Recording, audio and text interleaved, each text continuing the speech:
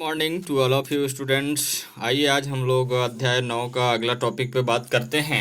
जो चल रहा था हिटलर के बारे में, बड़ा फेमस और जानदार शासक के बारे में, है कि नहीं। तो आइए आगे जानते हैं हिटलर का क्या था विदेश नीति, है ना। देखिए यहाँ पे है कि विदेश नीति और द्वितीय विश्व युद्ध, इसमें बात कहा जा रहा है कि विदेश नीति और द्वितीय विश्व युद्ध।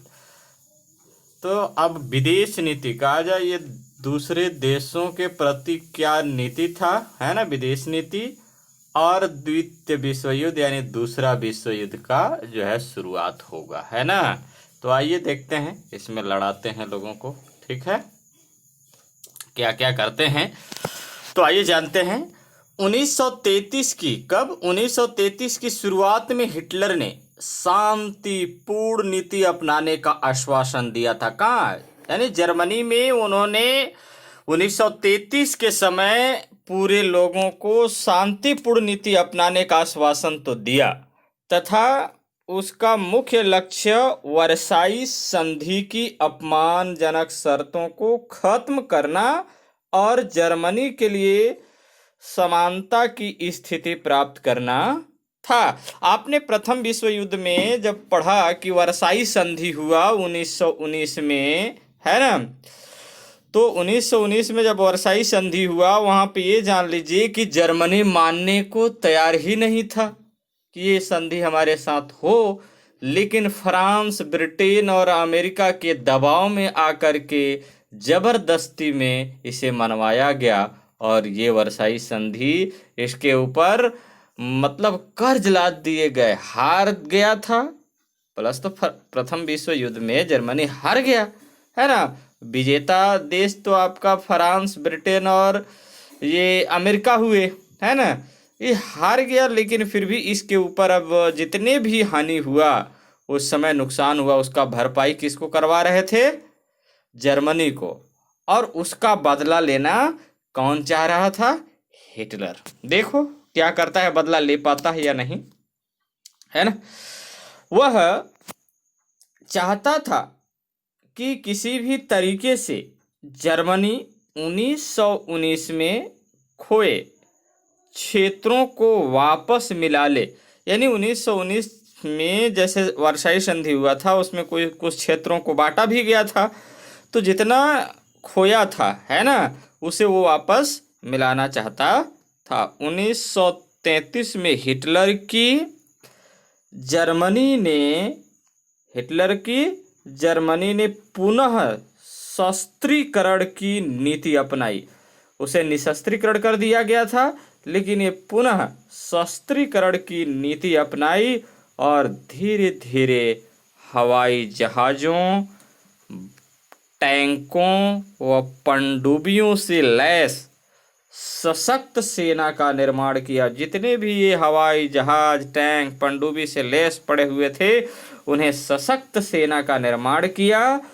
1935 में हिटलर ने वायु सेना एवं सेनाओं में अनिवार्य भर्ती जैसी घोषणा की, जो सीधे तौर पर वर्साई संधि की अवहेलना थी, क्योंकि वर्साई संधि में ये निर्णय लिया गया था कि वो सेना सीमित मात्रा में ही रखेगा, ज़्यादा भर्ती नहीं करेगा। अब देखो यहाँ पे, अब ये वर्साई संधि के अवहेलना होने लगा। अब समझ जाओ कि उधर फ्रांस, ब्रिटेन और अमेरिका धीरे धीरे फिर जगेंगे, बोलेंगे ये हमारा विरोध कर रहा है, इस समझौते का विरोध कर रहा है। लड़ाई का कारण यानी चिंगारी यहीं से शुरू हो जाता है ना। तो देखिए 1935 में सार घाटी को जनमत संग्रह द्वारा जर्मनी में मिला लिया गया। जो जर्मनी ने सार घाटी को किसको दिया था? फ्रांस को दिया था, ठीक है। तो उसे क्या कर लिया? अपने में फिर मिला लिया। किसने मिलाया? हिटलर ने मिला लिया।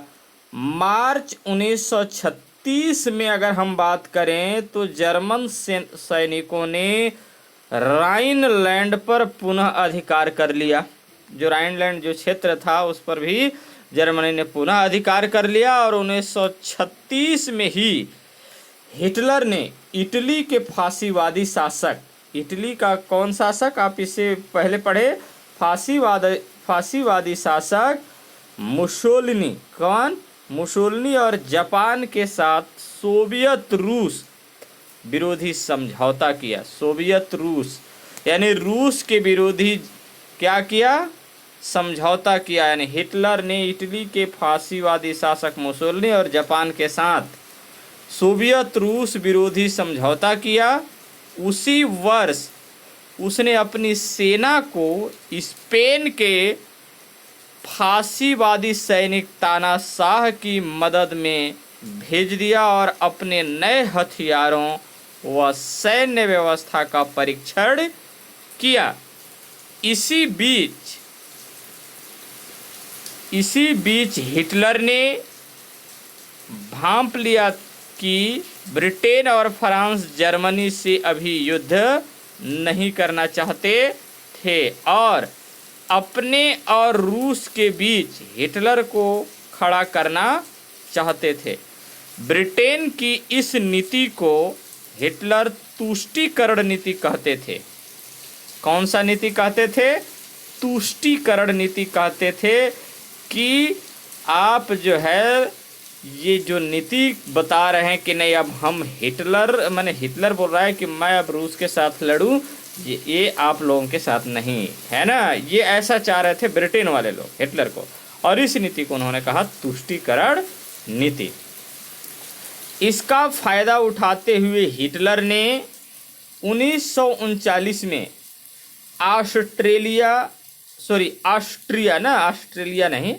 ऑस्ट्रिया और चेकोस्लोवाकिया पर कब्जा कर लिया। किसने किया, हिटलर ने। कब किया, 1939 में किया। ठीक है, ये ध्यान आपको रखने हैं ना। यहाँ पे ये कार्टून आपको दिख रहा होगा, ये ध्यान दीजिए, ये वाला है ना।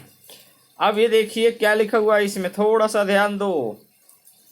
प्रसिद्ध कार्टून चित्रकार डेविड लो का 1936 में बना व्यंग्यात्मक चित्र बना बिना रीढ़ के हड्डी के लोकतंत्र के नेताओं की पीठ पर चढ़कर हिटलर अपनी मंजिल की ओर बढ़ रहा है।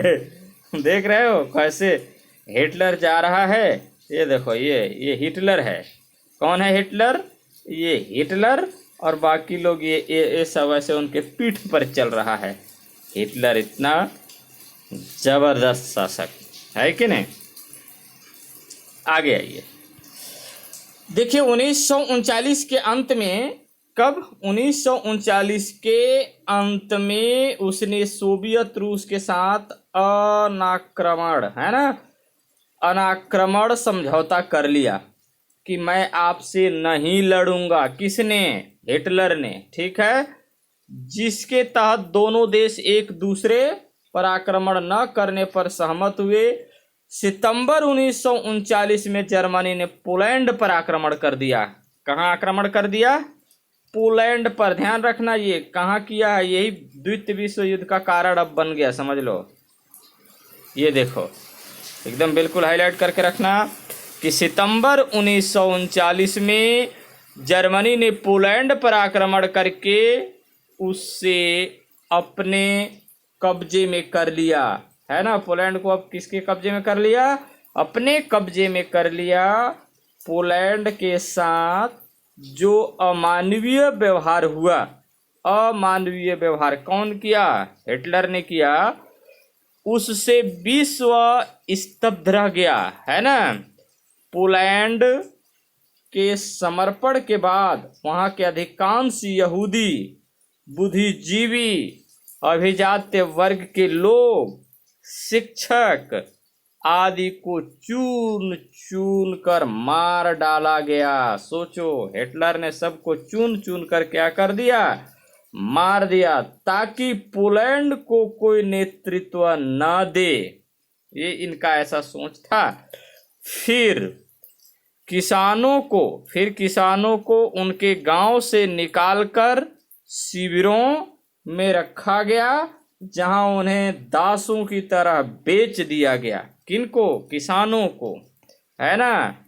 उनके गांव में जर्मन लोगों को बसाया गया, और उनके गांव में किन लोगों को बसाया गया, जर्मनी के लोगों को बसाया गया।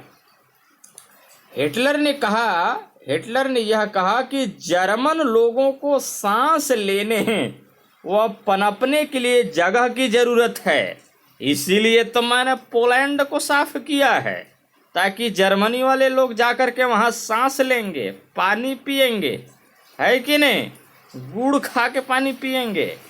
ठीक है, ऐसा जिसे हासिल करने के लिए पूर्वी यूरोप के लोगों का सफाया करके उनकी जमीन पर कब्जा करना होगा। उसका कहना था कि ये गैर जर्मन लोग कमतर मनुष्य हैं जो गुलाम बनने के ही लायक हैं। इसी सिद्धांत के आधार पर वह अंततः पूरे विश्व पर कब्जा करना चाहता था। हिटलर ने जर्मन लोगों को आश्वासन दिया कि जब वे दूसरे देशों पर कब्जा करेंगे तो उन देशों की संपदा का दोहन कर पाएंगे और इससे हर जर्मन का जीवन स्तर बेहतर होगा।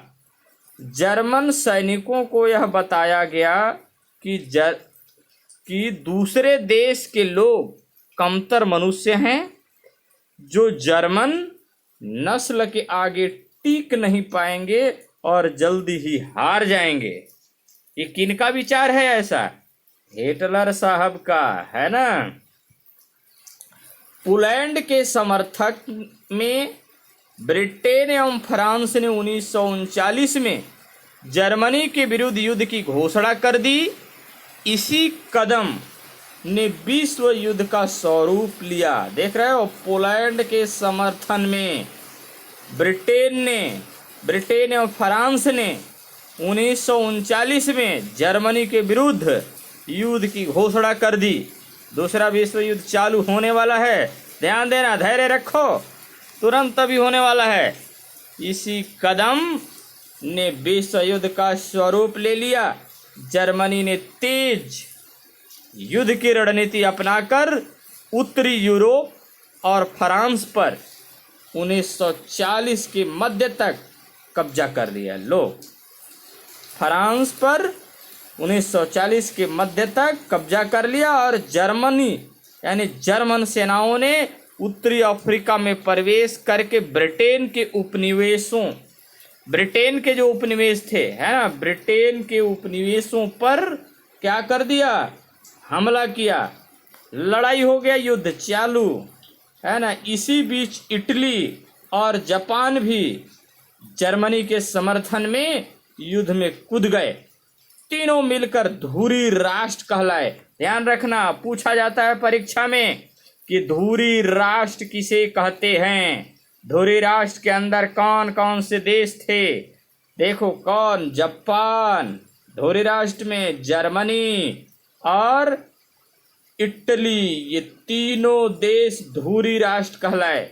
और बाकी जो देश होंगे इसके विपक्ष वाले कौन कहलाएंगे? मित्र राष्ट्र कहलाएंगे। और ये लोग क्या कहलाएंगे? धुरी राष्ट्र कहलाएंगे। ठीक है।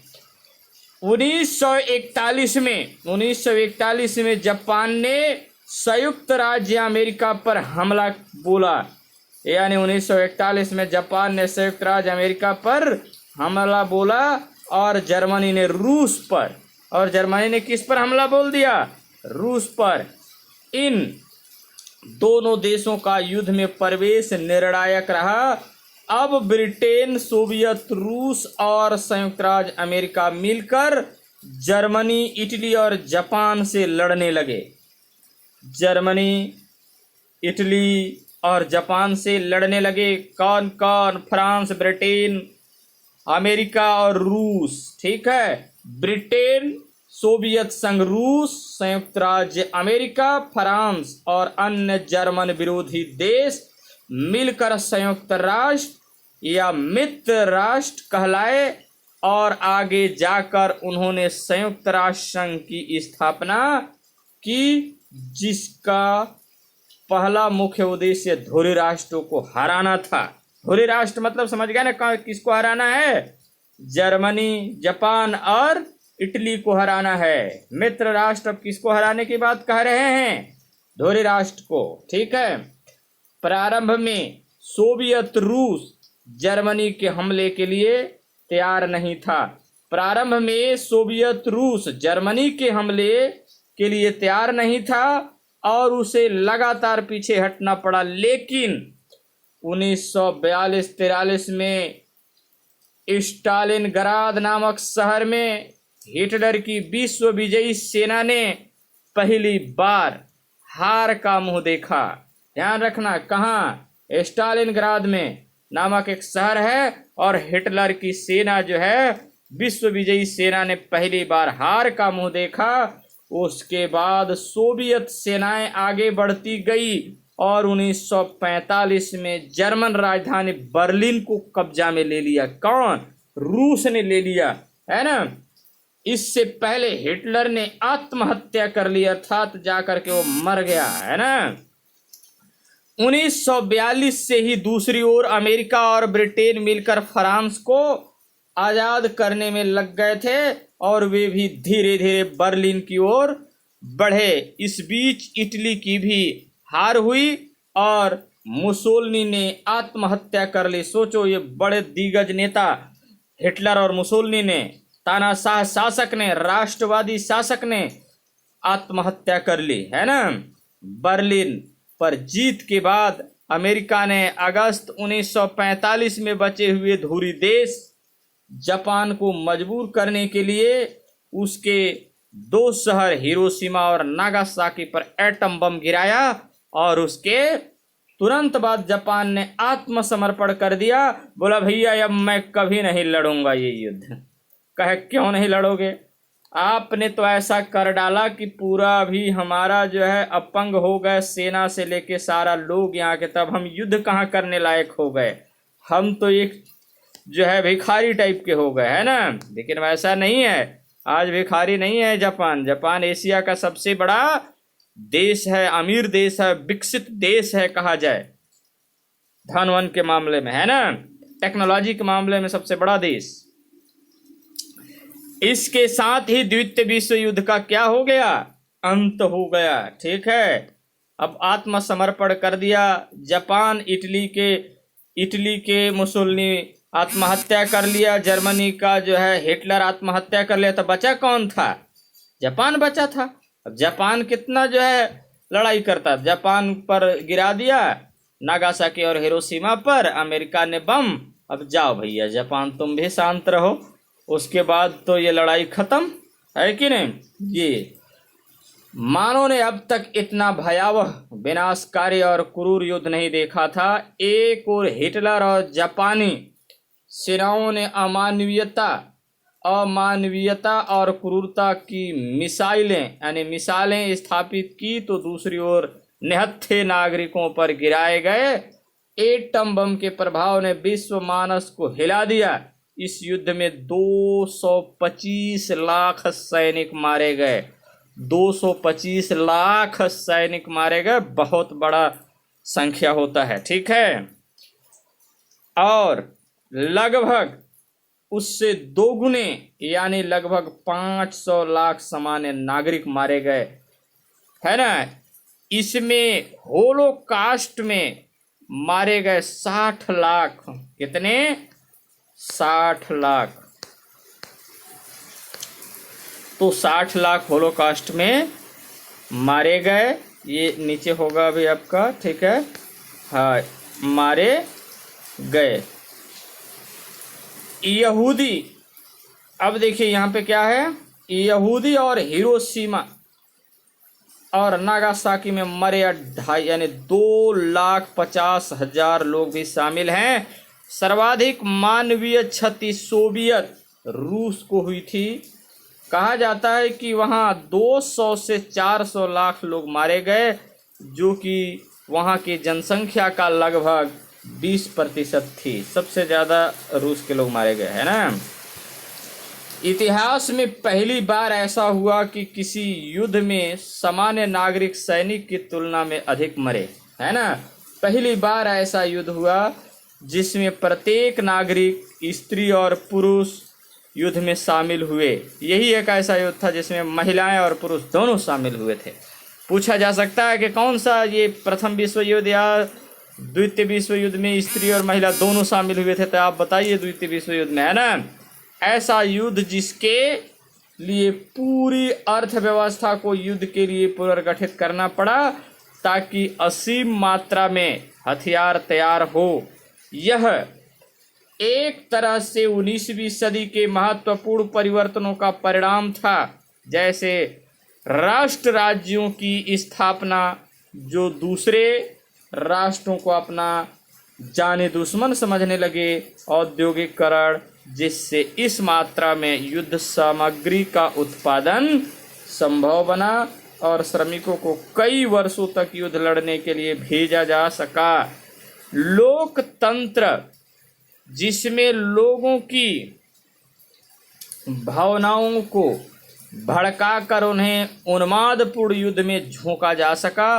वैज्ञानिक विकास जिसने भयावह टैंक, मशीन गन, विषैले गैस गृह, हवाई जहाज से बम वर्षा और परमाणु बम जैसे व्यापक नरसंहार के तरीके तैयार हो सके, है ना। 20वीं सदी के पहले 50 वर्ष इतने भयावह रहे क्योंकि मानव समाज ने जिन चीज़ों को अपने हितों के लिए बनाया उन्हीं को काबू में नहीं रख सका। उल्टा मनुष्य अपनी इंसानियत ही खो बैठा और हैवानियत की हदों को पार कर गया। सोचो, ये लड़ाई बड़ा गंभीर था। तो एक क्वेश्चन आप लिख लीजिए, द्वितीय विश्व युद्ध की शुरुआत कैसे हुई? द्वितीय विश्व युद्ध की शुरुआत कैसे हुई स्पष्ट कीजिए। किन किन देशों के बीच यह द्वितीय विश्व युद्ध लड़ा गया? ठीक है, तो ये आपका क्वेश्चन है, लेकिन एक बहुत दर्दनाक एक घटना है। आइए इसके बारे में जानते हैं। हाना का सूटकेस, किसका? ये हाना है और इस हाना का सूटकेस। आइए इसके बारे में जानते हैं। कितना रोचक और बड़ा दर्दनाक घटना है। आइए क्या बात है जानते हैं।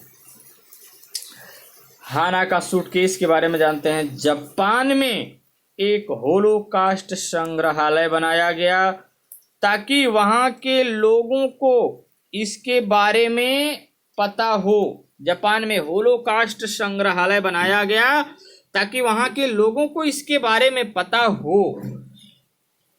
इसमें किसके बारे में? हाना का सूटकेस के बारे में पता हो, है ना।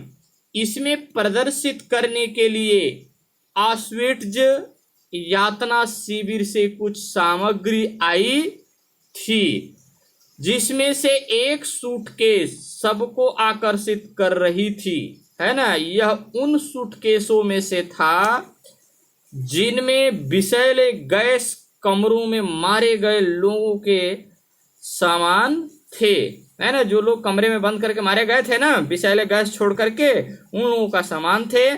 सूटकेस पर लिखा था हाना ब्रेडी। हाना ब्रेडी, जन्म 1931, अनाथ, क्योंकि हाना का मम्मी पापा मारे गए।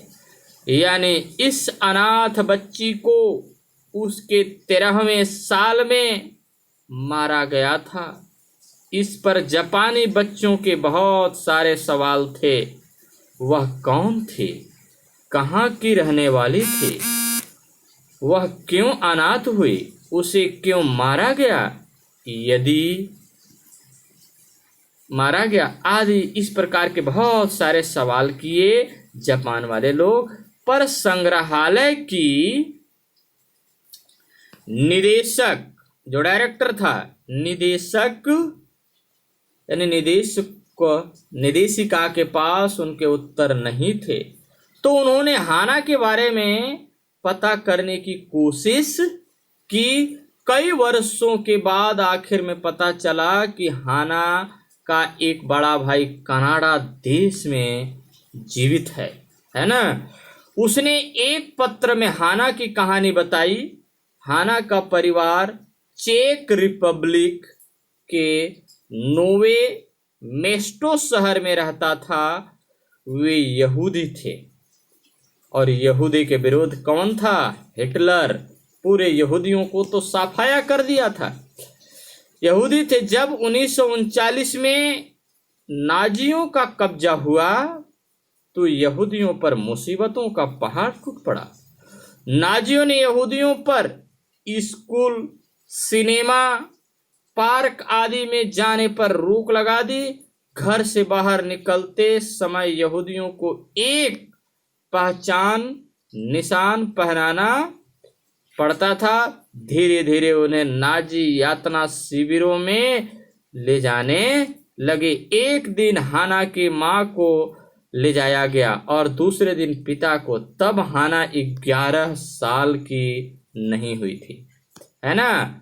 उसके जन्मदिन पर मां ने शिविरों यानी शिविर से उसे एक तोहफा भेजा था। क्या भेजा था?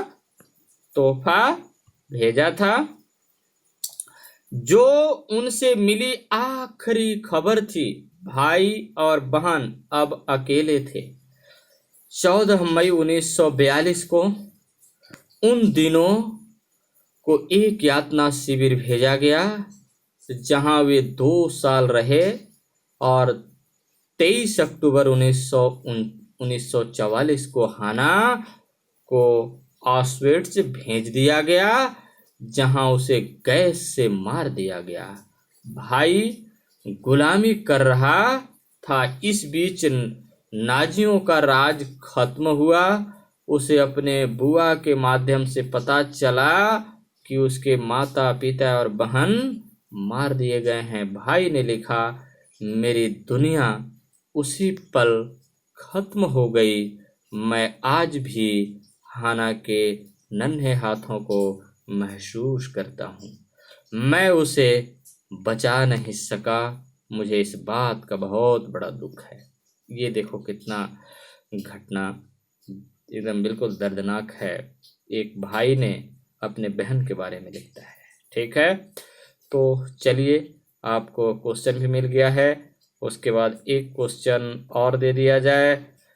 विदेश नीति और द्वितीय विश्व युद्ध को स्पष्ट कीजिए, है ना। तो आपको इसमें लिखना है विदेश नीति इन लोगों का क्या था और द्वितीय विश्व युद्ध कैसे कैसे हुआ शुरू। बस इसके बारे में आपको लिखना है, इसके अलावा और कुछ नहीं। ठीक है, तो ओके बच्चों, धन्यवाद। बाकी अगले दिन हम देखेंगे। ठीक है, हंसते रहिए और मुस्कुराते रहिए।